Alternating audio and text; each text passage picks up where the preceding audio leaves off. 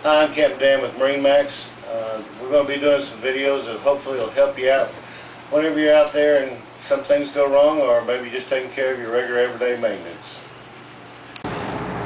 Alright, here we have our fore and aft running springs. They get their name in which direction they run in relationship to the boat. Here I've pleated here, the line's running forward. That's my forward running spring. There's my midship pleat, and this line's running aft running spring. Hence the name. The forward running spring will probably be the first line you catch whenever you're coming in. This is the one that's also known as a stop line, if you will. Whenever you're backing in, it's going to stop you from backing into the dock. So after I've secured my forward running spring, I can secure my aft running spring, which is going to hold the boat in position while I catch my other lines. I can't emphasize enough on your fore and aft running springs. These lines will keep your boat in position. For instance, if you were laying up against a piling and you had your fender over the side and you didn't have your lines, your springs adjusted correctly, your boat would be running up and down the dock. Your fender would come out, and then you would lay up against the piling and just rub there all night. So it's important that you tighten up your springs to keep your boat in position. Again, you're coming in, you're going to catch your forward running spring to stop you. You're going to catch your aft running spring to keep you in position for blowing out of the slip, and then you're ready to catch your other lines.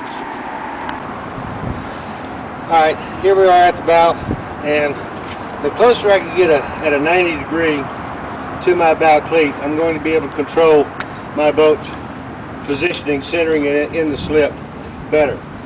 This boat's a little bit long for this slip. However, I'm still able to get a good pull on, or a good direction on my bow cleat.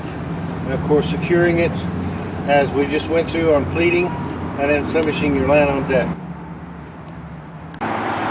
Okay, here we are at the stern. You see I've crossed my stern lines. A lot of people on a floating dock, a lot of times you get away with just doing a snub line short, going from the cleat to the other cleat. However, a short line, and you got wave action going on, this line is eventually going to just have too much tension and break. You go ahead and give your lines a little scope where you're going to cross your lines, especially in a stationary dock. You go up and down with the tide, and you don't have to adjust your lines quite so much. And you're not having a snubbed off situation where your boat ends up hanging on a stationary dock, but on a floating dock you go up and down.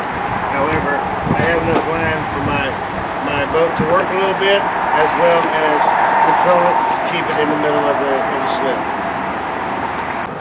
I've seen a lot of people tie up boats using cleats, and I've seen a lot of wrong ways.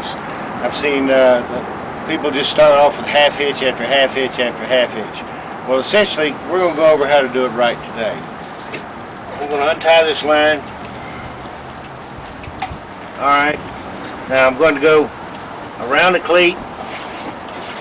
I'm going to go around the cleat and then go over the horn and under. Over the horn and under. Do that 3 or 4 times.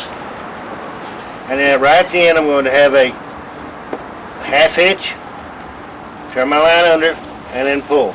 And secure the line, and then flemish my line on deck so that I don't fall over.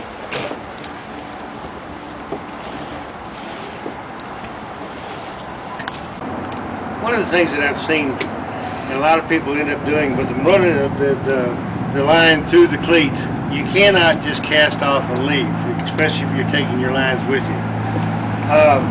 There are 2 ways to do it. The eyes that they're putting out in the lines are kind of small. For a long time, we used to just put the eye over the cleat, and it would hold. But now with the smaller eyes, the bigger cleats, sometimes it doesn't work. You can put the eye of the line over one horn, around the cleat, and then go to the boat, and then secure it. It will hold. It also makes it easy whenever you're getting ready to leave the dock. You just pull it right on off, and then you are ready to depart.